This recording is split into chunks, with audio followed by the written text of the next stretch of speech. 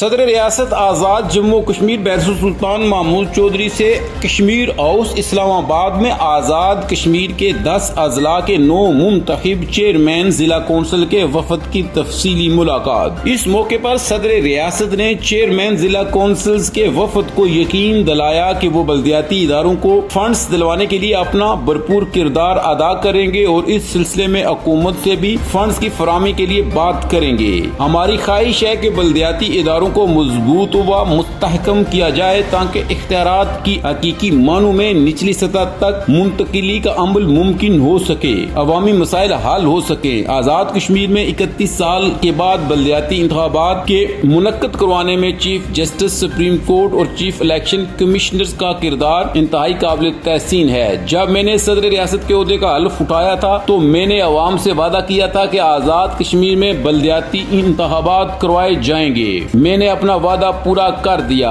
اب یہ آپ لوگوں کی ذمہ داری ہے کہ آپ عوام کے مسائل حل کرانے کے لیے شبانہ روز لگن اور محنت کو اپنا شعار بنا کر عوامی خدمت کے جذبے سے سرشار ہو کر کام کریں۔